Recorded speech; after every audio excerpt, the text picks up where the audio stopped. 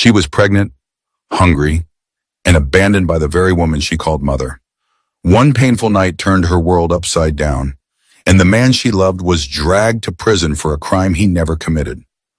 Broken and homeless, Jacinta begged a stranger for leftover food, never knowing he was the billionaire who would uncover the truth, rewrite her destiny, and expose a secret that would shake everyone. Before we begin, please like, comment, share, and subscribe so you never miss our emotional and inspiring stories. Let's dive in. Jacinta had never believed that love could grow in the most unlikely places, certainly not beside a dusty roadside where old shoes lay scattered like forgotten stories. Yet that was where her heart found its home. Every morning, as she walked to the local market, she would see him, Johnny, the quiet shoemaker, whose life seemed stitched together with patience and humility. Johnny never shouted like the other artisans. He never chased customers or begged for work. He simply sat on his wooden stool, head bent, hands steady, repairing shoes with the kind of tenderness one would use to mend a broken heart. And every time Jacinta passed by, he looked up with that soft smile, gentle, respectful, warm. It was a smile that made her steps slow and her chest flutter for reasons she could not explain. Jacinta came from a comfortable home. Her mother, Madame Grace, was a woman who measured human worth by the thickness of wallets and the shine of cars. To her, dignity walked hand in hand with wealth. Poverty was a disease she believed only the foolish caught, but Jacinta was different. She saw beauty in humility, strength in simplicity, and truth in Johnny. One Thursday afternoon, with the sun high and harsh, Jacinta stopped by Johnny's stand with a torn sandal. It wasn't really torn, just a tiny stitch undone, but she needed an excuse to stand close to him. "Can you fix it for me?" she asked softly. Johnny did not touch the sandal immediately. He looked at her first, his expression wrapping around her like a warm blanket. "Of course," he said. "Sit, it won't take long." She sat. That day they talked more than usual. They laughed. Jacinta found herself sharing things she had never said to anyone, not even to her mother. Johnny listened, really listened, with eyes that held sincerity deeper than gold. That evening, as she walked home, she knew her heart had crossed a line it could never return from. Days turned into weeks. Their bond grew, not in loud declarations, but in silent companionship. She brought him roasted corn sometimes. He gave her free repairs even when she insisted on paying. They talked about dreams, fears, life. They talked like two souls who recognized each other in a crowded world. Then one evening, just as the sun dipped behind the rooftops and turned the sky orange, Johnny cleared his throat nervously. "Jacinta," he began, voice trembling just slightly. I don't have much. I don't even know if I'm worthy of you, but you've become the most important part of my life." Jacinta blinked rapidly, her heart pounding. Johnny reached into a small bag and brought out a tiny velvet pouch. Inside was a silver ring, not fancy, not expensive, but bought with months of saving and sacrifice. "I love you," he whispered. "Please, will you marry me?" Jacinta's breath caught. She felt tears sting her eyes, not from sadness, but from overwhelming tenderness. "Yes," she breathed. "Johnny, yes." He exhaled in relief, his hands trembling as he slid the ring onto her finger. They hugged, clinging to each other like two hearts afraid to ever let go. But love, as beautiful as it is, often attracts storms. The day everything changed. Johnny came with elders to ask for Jacinta's hand. They dressed in their finest traditional attire, carrying cola nuts and wine as custom required. Jacinta wore a simple gown, her heart bursting with excitement. But Madame Grace stood at the center of the living room like a storm waiting to strike. Her eyes scanned Johnny from head to toe, the worn shoes, the cheap shirt, the humble posture. She sneered as though smelling something rotten. "So, this is the man?" she asked coldly. Johnny bowed respectfully. "Good afternoon, Ma." Grace didn't answer the greeting.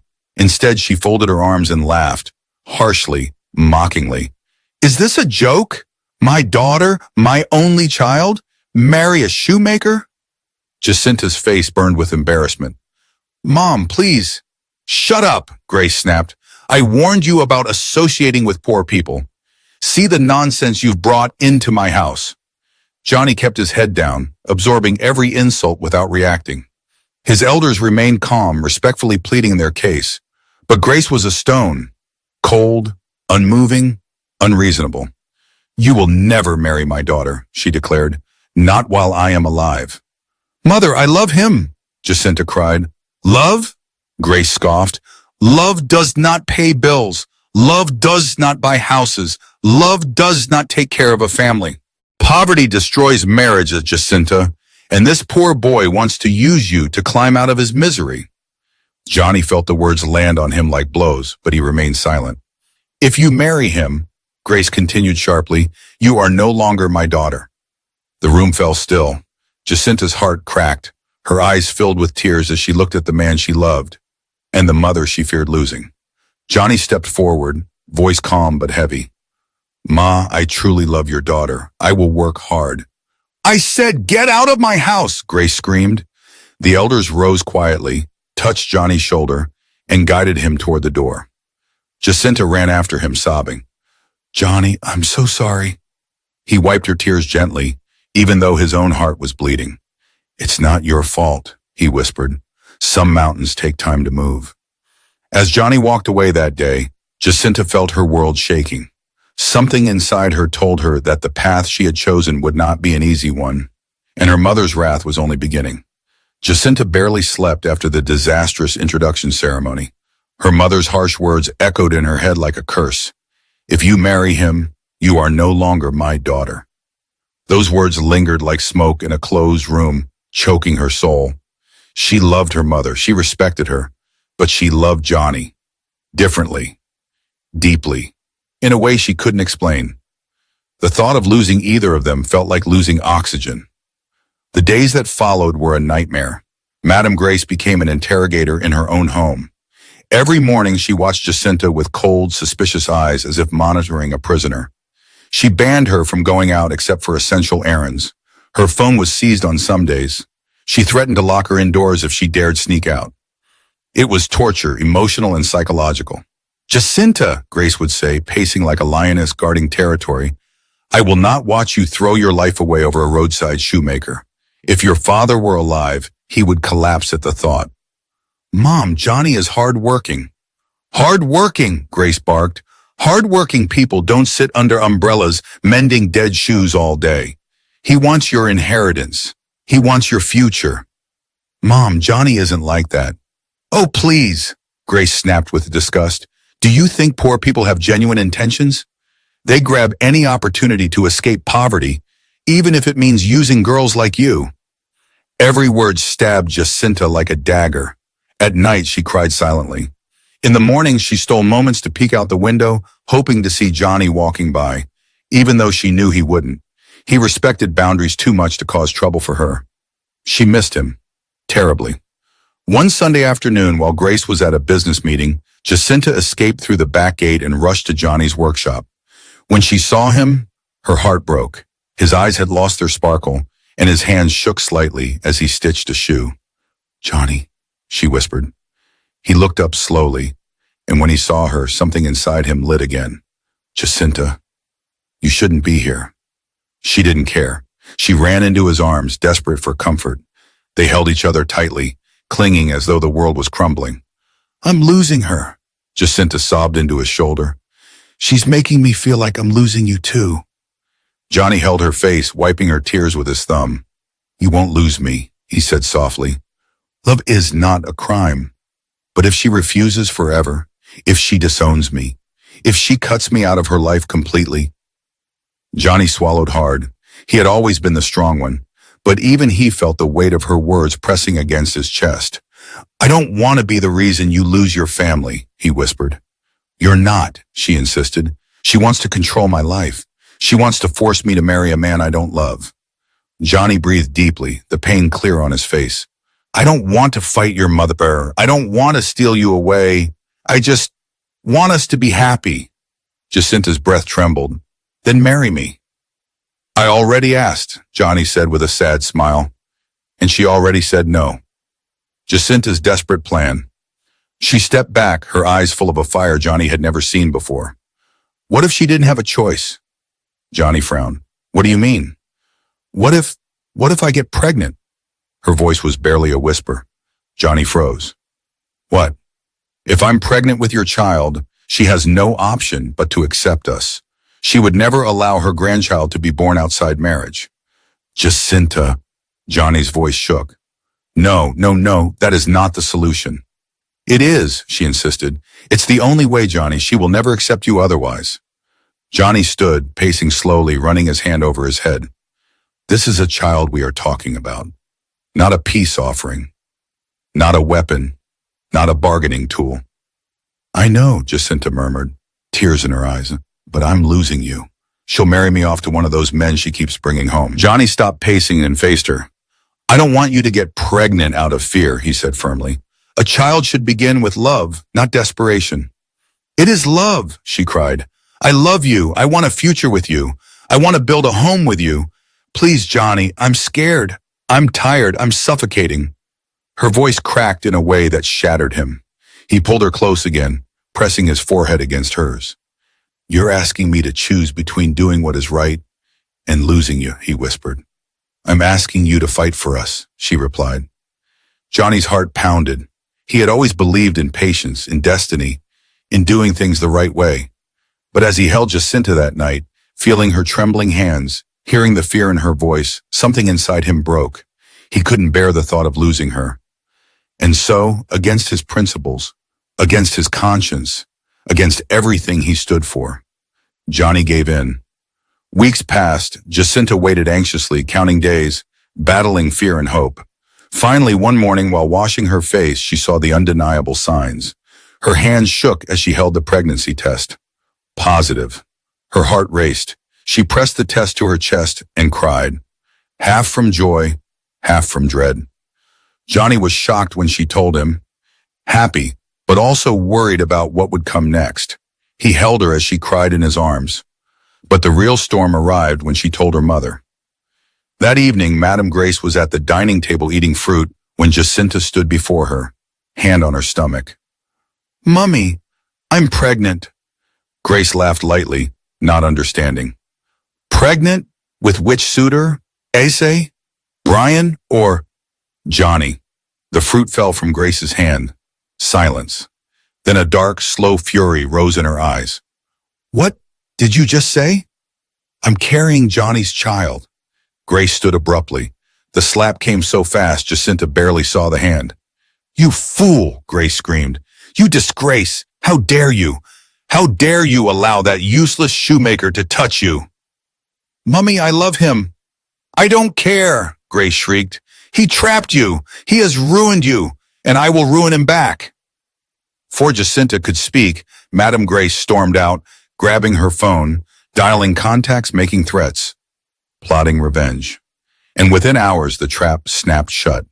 Jacinta never imagined her mother, her own mother, would become the storm that destroyed her life. But that night, as Madame Grace paced the compound, shouting into her phone, her anger grew into something darker. Her voice trembled with rage. Not disappointment, not fear. It was hatred. A pregnant daughter for a shoemaker? She hissed into the phone. No, no way. I will teach that boy a lesson he will never forget. Jacinta followed her outside, begging, crying, clinging to her wrapper. Mummy, please, don't do anything to Johnny. Please, it was my decision. But Grace shoved her away. Leave me alone, you silly girl. You think you're smart? He tricked you. He trapped you. No, he didn't. Shut up, Grace roared. I will not allow poverty to enter my lineage. Over my dead body.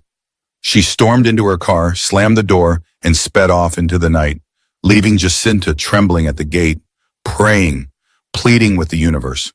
Johnny was closing his shoemaking stand that night. He'd just finished polishing an old man's shoes. His hands were tired, but his heart was strangely peaceful, because despite all the hardship, he knew Jacinta loved him, and he loved her. He didn't hear the police van until it screeched to a halt in front of him. 4 officers jumped out. You are under arrest, one shouted. Johnny froze. Arrest? For what, sir? Before he could finish, another officer swung a baton, hitting his arm. Johnny cried out, gasping, Sir, please, what have I done? You think you can steal from a goo group and blackmail a senior staff? Another officer barked. Steal? Johnny's voice cracked. I would never. One officer grabbed him by the collar. You insulted your madam and threatened to expose her unless she allowed you to marry her daughter? Johnny's eyes widened. No, I never. A slap landed across his face. The shoemaker's tools scattered across the ground. His small wooden stool toppled over. Passers-by watched, but no one dared speak.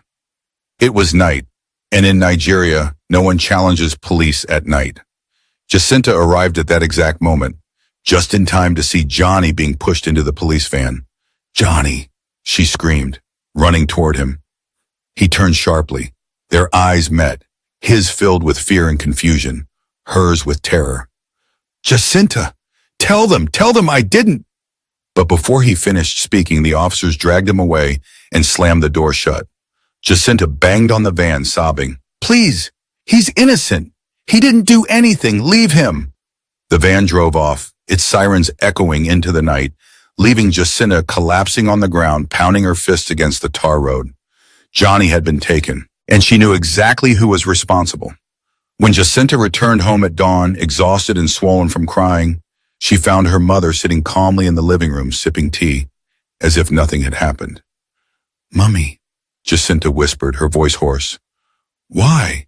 Why did you do that? Johnny didn't steal anything. He didn't threaten you. He loves me.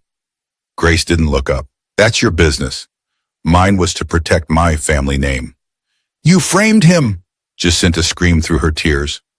So, Grace said without emotion, better one shoemaker in prison than my daughter married to poverty. Jacinta staggered backward. This wasn't strictness. This wasn't anger. This was evil. Mummy, I'm pregnant. Where do you want me to?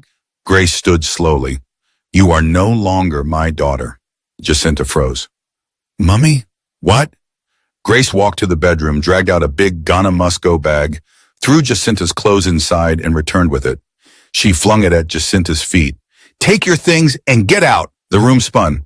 Mummy, I'm carrying your grandchild, Grace hissed. I don't have a bastard grandchild. Those words stabbed deeper than any knife. Jacinta clutched her stomach protectively and shook her head. Mummy, please. Grace walked to the door, swung it open, and pointed outside. Out! Jacinta looked around helplessly. Where will I go? That's your problem, Grace said. Follow your shoemaker. Oh, wait, he's in prison. Jacinta's knees buckled. Please let me stay until morning. I'm weak. I'm carrying a child. Out of my house now! Grace pushed her hard. Jacinta stumbled outside into the cold night, barefoot, clutching her small bag, her stomach cramped with pain, tears streaming down her face. The door slammed shut. That sound would haunt her forever. Homeless. Her life changed instantly. The night swallowed her as she walked, shaking, along the empty streets.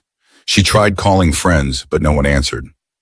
Those who did claimed they were not around, busy, unable to help. Pregnancy had a way of turning sympathy into avoidance. By morning, her legs were swollen, and she sat under the shade of a closed shop. She hadn't eaten since the previous day. People passed her. Some stared, some whispered, some crossed to the other side of the road. A few gave her looks filled with disgust.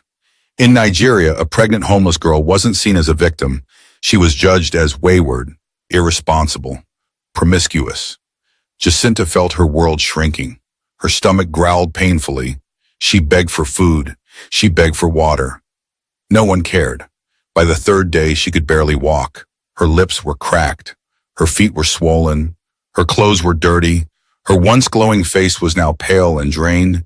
She wandered into the wealthier part of town. Maybe someone there would show mercy. But even there, pity was scarce.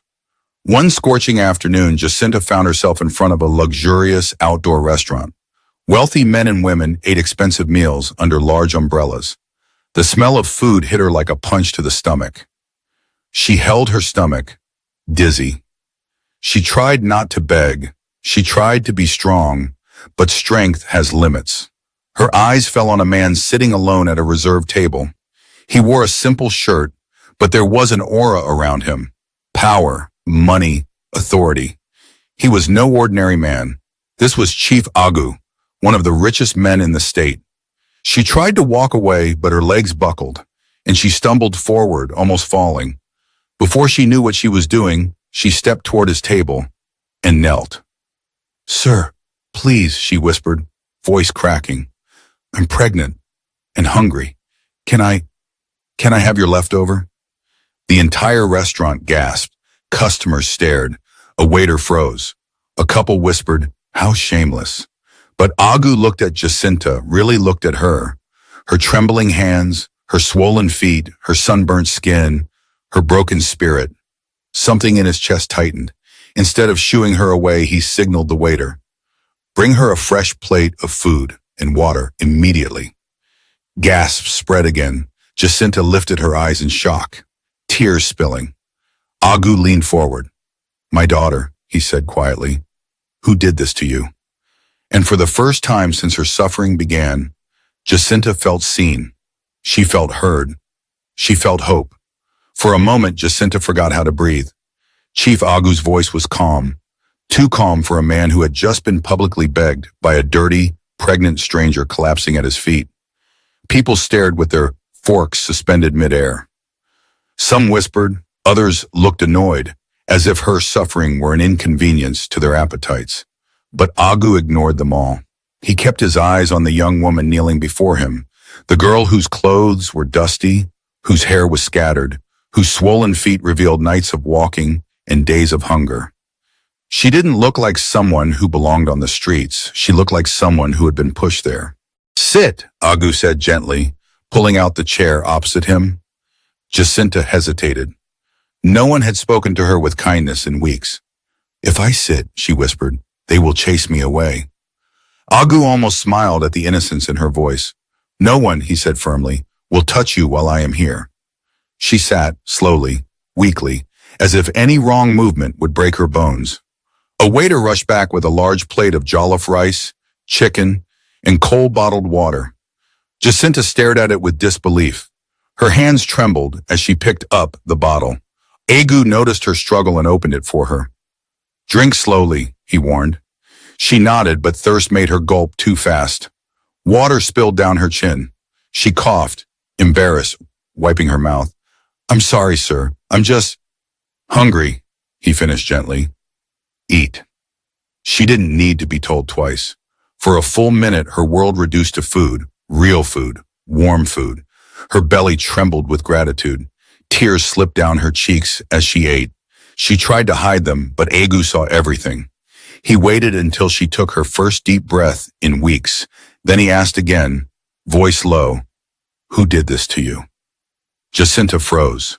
Her heart pounded. Her hands trembled on the plate. Her eyes clouded with fear. I don't want to cause trouble," she murmured. Agu leaned forward. "Trouble has already found you," he said. "Tell me the truth." She swallowed hard, and then the gates broke. Jacinta's story. Jacinta told him everything. Her love story, her mother's disapproval, the pregnancy, the slap, the curses, the sudden arrest, the false accusations, the night she was pushed out of her home with nothing but a bag of clothes, the day she begged for food, the night she slept outside holding her stomach so her unborn baby wouldn't feel the cold. Agu's expression changed slowly from curiosity to concern to controlled anger. When she mentioned Johnny's arrest, he stiffened. "Johnny?" he asked sharply. "What is his full name?"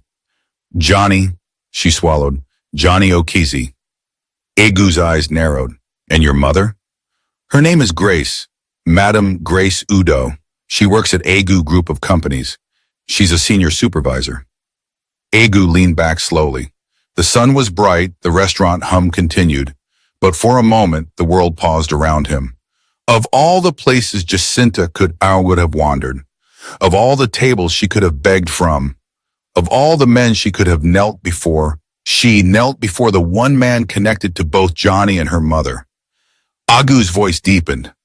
"What exactly did your mother accuse Johnny of?" Jacinta sniffed.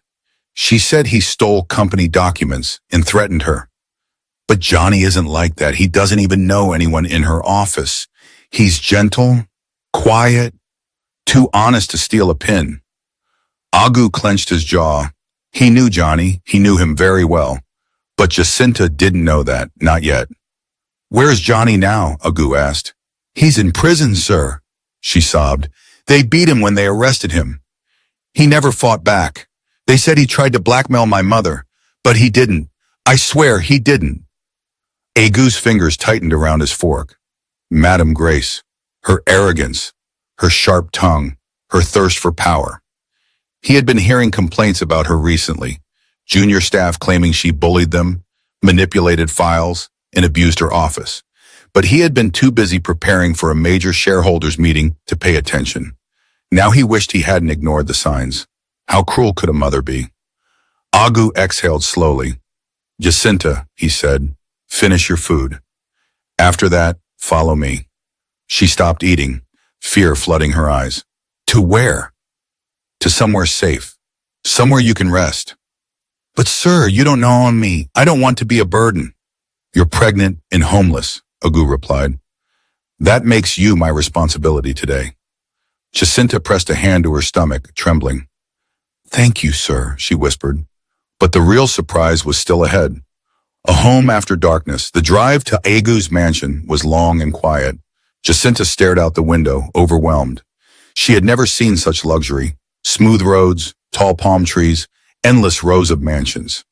Sir, are you sure I should follow you? What if people think I'm, I don't know, using you? Agu looked at her through the rearview mirror. Let people think what they want, he said calmly. I help who needs help. When they reached his estate gate, Jacinta gasped. Security guards greeted him with deep bows. The gates opened like the entrance to a palace. Jacinta clutched her bag tighter. Sir, I can't stay here. This place is too... Quiet, Agu offered. Safe? Clean? She nodded in small embarrassment. This is exactly where you need to be. He walked her into the mansion. A maid rushed forward. Prepare the guest room, Agu instructed. She will be staying here. Yes, sir. Jacinta looked around the room. A harsh room, soft bed, flowing curtains, a bathroom that sparkled more than her mother's entire house. Tears filled her eyes again. Sir, why are you helping me like this? Agu sighed and crossed his arms. Because your story is painful, he said, and because I despise injustice. He paused. And because I know Johnny. Jacinta's head shot up. You know Johnny? Agu nodded. And tomorrow morning, we are going to get him out of prison. Her mouth fell open. You can free him? Agu's voice hardened. Your mother used her position to destroy an innocent man. I will use mine to set him free. Jacinta burst into tears and knelt down in gratitude. Sir, please. Thank you. Thank you. Agu gently helped her stand. Rest, he said. Eat. You will need your strength. Because tomorrow morning, everything changes. Jacinta nodded, wiping her tears.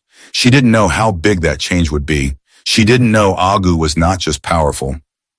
He was the billionaire. And she definitely didn't know that Johnny, her humble shoemaker, was much more than he appeared. The truth was coming, and it would shake her entire world. Jacinta barely slept that night. Even with the comfort of a soft mattress beneath her and the scent of clean sheets surrounding her, her heart beat with a familiar heaviness. Fear, guilt, and a tiny flicker of hope she didn't dare trust. Every time she closed her eyes, she saw Johnny's face the moment he was dragged away. His confusion, his pain, his helplessness. By morning, she was sitting upright on the bed when a soft knock sounded on the door. Come in, she whispered. A maid stepped in with a tray of food. Sir said you should eat before you leave. Jacinta blinked. Leave? Where?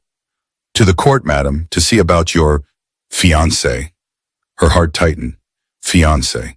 The word felt blessed and cursed all at once. After eating a few bites, Agu came to the door himself, already dressed in a sharp black suit. His presence filled the room with authority. Ready? He asked. She nodded, clutching her bag nervously. The fight begins. The first place Agu took her was his private law firm, an entire building dedicated to handling cases for his companies. Inside, a tall man in glasses rose immediately. Good morning, Chief. Morning, Agu said. This is Jacinta. She needs justice. Jacinta bowed slightly, still shaky. Agu turned to the lawyer. I want you to reopen Johnny O'Casey's case. Dig into everything. Files, statements, police reports, and especially any internal documents involving Madame Grace Udo. The lawyer's eyes widened. Sir, that is your senior supervisor. And, Agu's voice was cold, if she abused her office to punish an innocent man, she will answer for it.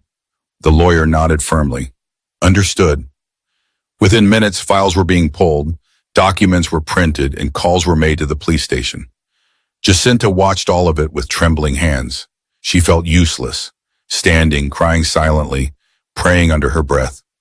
Jacinta, Agu said calmly, sit. She obeyed, but her heart refused to settle. After nearly 2 hours of work, the lawyer returned. Sir, I've reviewed the case file.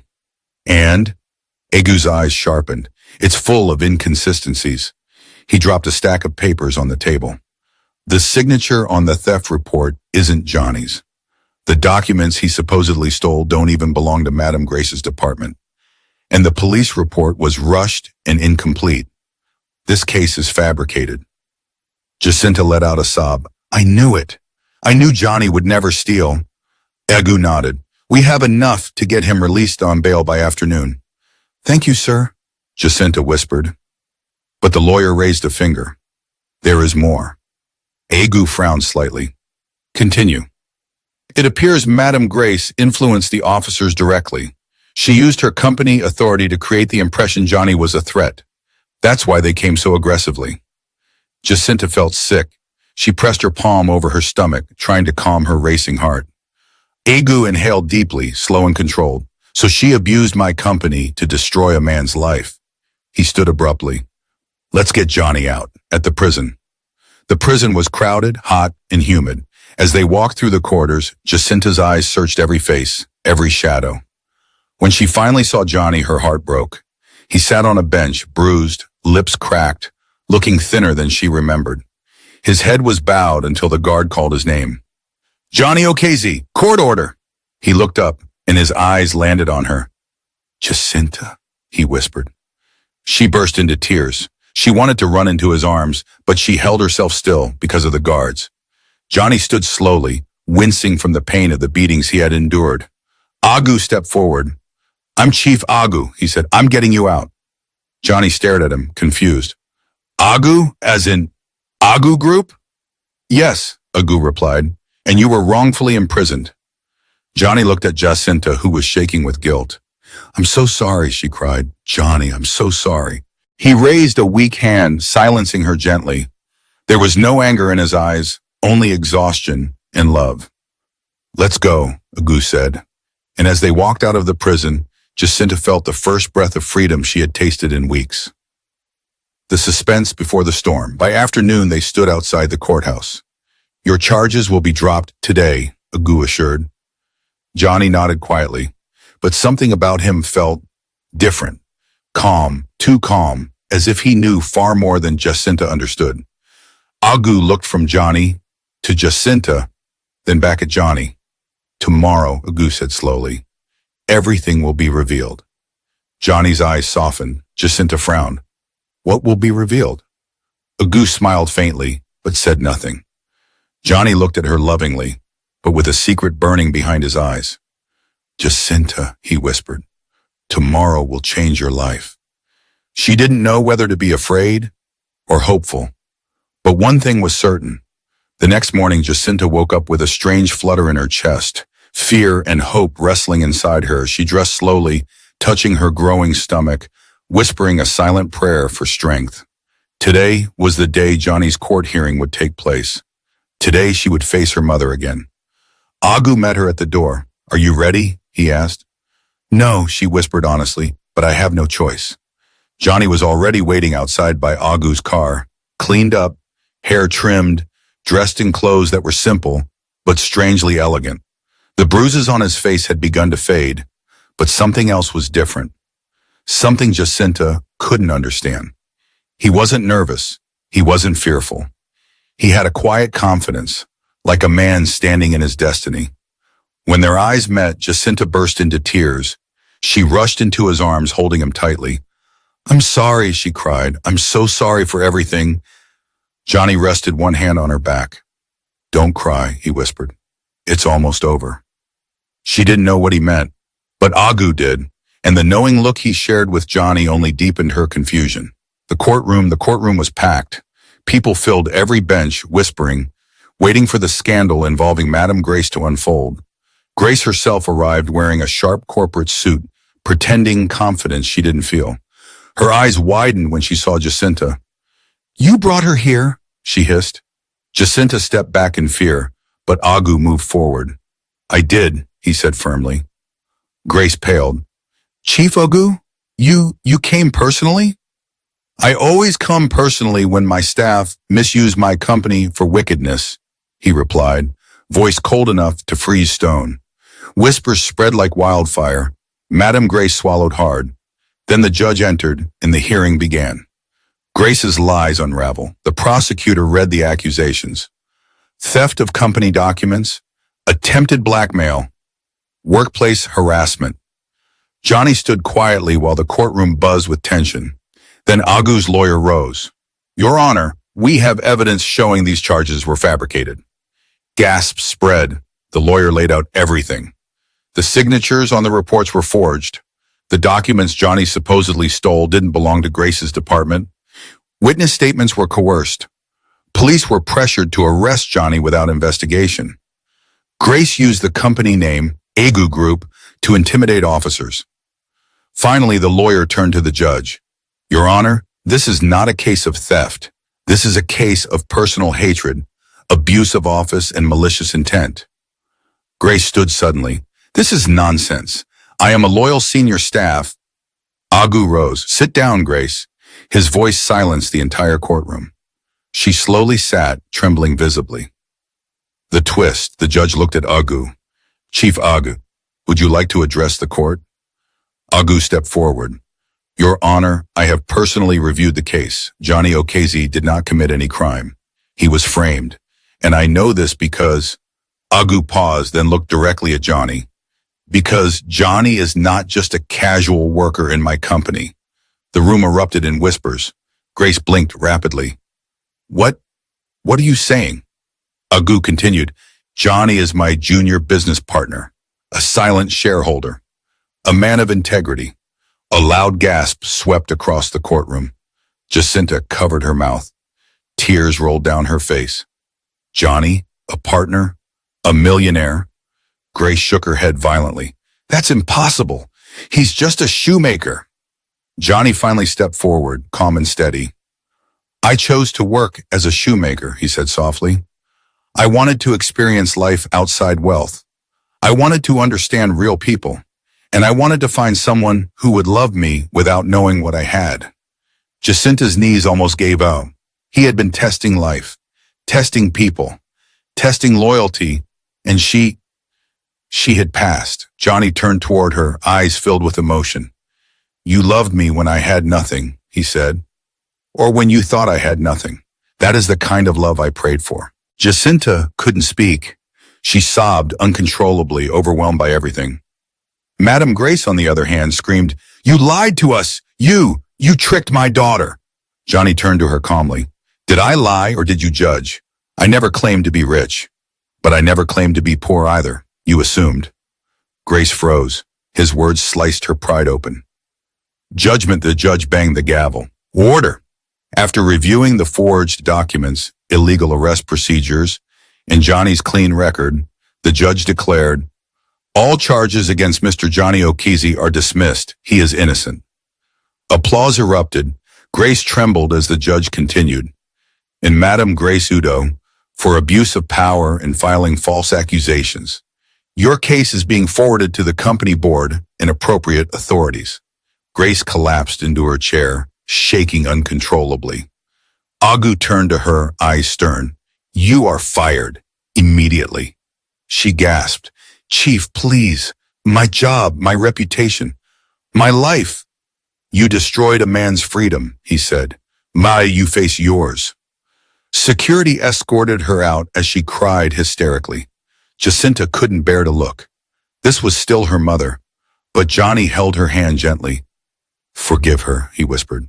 One day, when you are ready. The wedding. 2 days later, Aigu invited them to his private garden.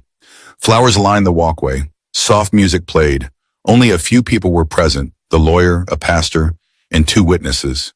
Jacinta wore a simple white gown Agu bought for her, flowing, elegant, beautiful. Her pregnancy bump showed slightly, glowing under the sunlight. Johnny stood waiting at the altar, handsome in a tailored suit, his eyes warm with love. When Jacinta walked toward him, tears filled her eyes again. You deserve better than all the pain you suffered, Johnny whispered as he held her hands. But I promise you peace from today onward. Jacinta cried, I loved you when you were a shoemaker. I love you now. Nothing changed. He smiled. That's why I chose you. They exchanged vows, quiet, sincere, full of promises born from suffering and rebirth. When the pastor pronounced them husband and wife, Johnny lifted her veil and kissed her gently. Applause filled the garden.